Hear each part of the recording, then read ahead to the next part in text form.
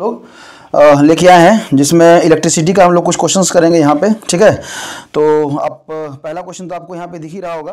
पहला क्वेश्चन है which of the following is the good conductor of electricity. Electricity का जो गुड कंडक्टर है वो आपका कौन है।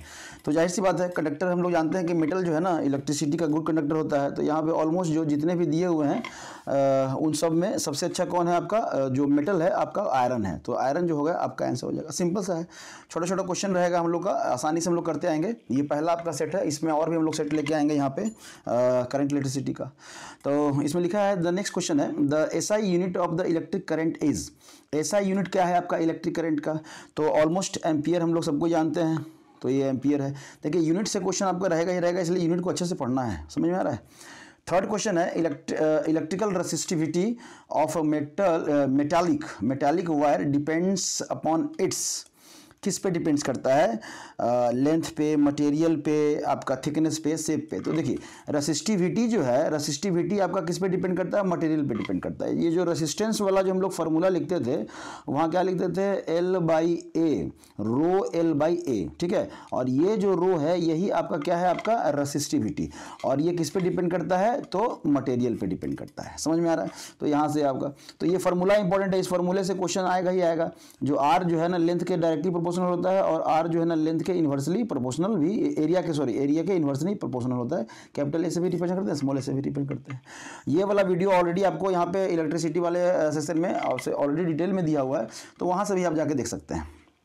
ठीक है, नेक्स्ट क्वेश्चन है the current electric current is measured using.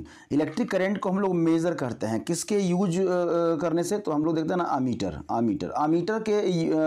को जो है ना हम लोग लगाते हैं सर्किट में, तो उससे इलेक्ट्रिक करंट को हम लोग मेजर करते हैं। ठीक है, आमीटर को अलग अलग है आपका, वोल्टामीटर है, गैल्वेनोमीटर है, आपका पोटेंशियोमीटर है।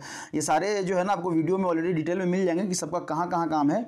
सीरीज जब कनेक्शन होता है, सीरीज कनेक्शन जब होता है तो हम लोग कौन सा यूज करते हैं, आमीटर क्यों लगाते हैं, या फिर वोल्टामीटर क्यों नहीं लगाते हैं, गैल्वेनोमीटर।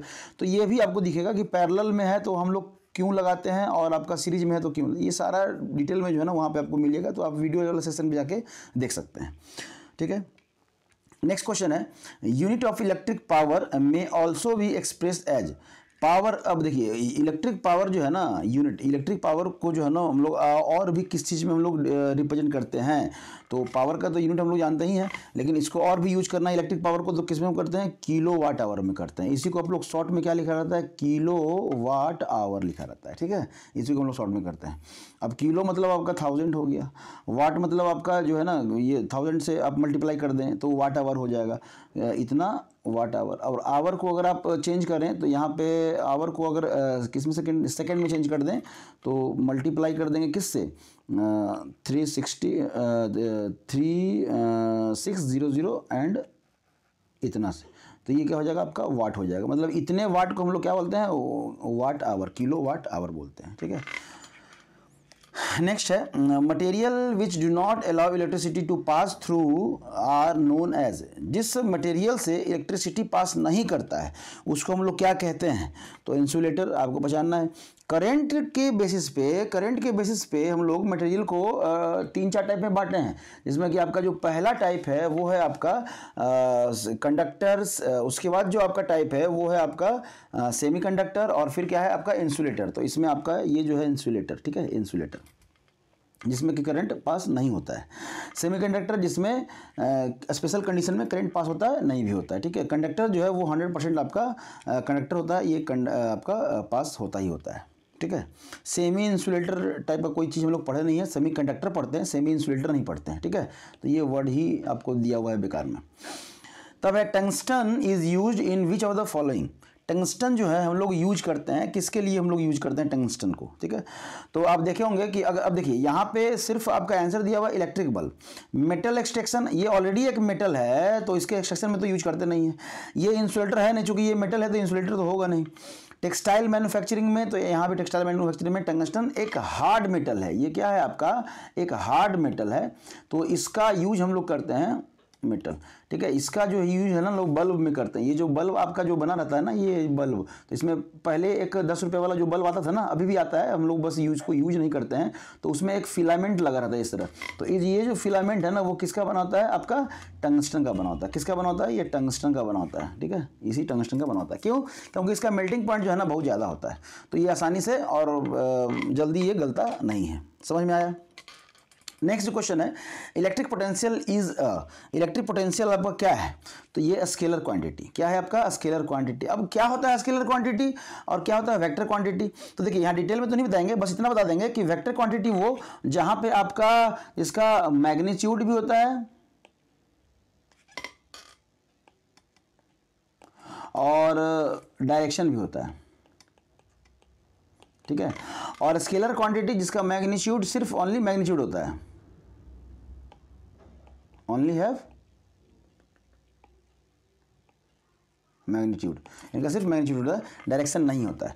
बाकी डिटेल में आपको वहाँ पे वीडियो में मिल जाएगा, ठीक है, वहाँ पे जाके आप देख सकते हैं कि इसका एग्जाम्पल और क्या क्या आपका होता है, ठीक है। Copper is used in electric transmission lines because, copper जो है ना हम लोग यूज करते हैं इलेक्ट्रिक ट्रांसमिशन लाइन में, बिकॉज क्यों यूज करते हैं? तो देखिए हम लोग पढ़े हैं कि कॉपर का कंडक्टिविटी है ना ज़्यादा होता है। कॉपर का क्या होता है? कंडक्टिविटी ज़्यादा होता है।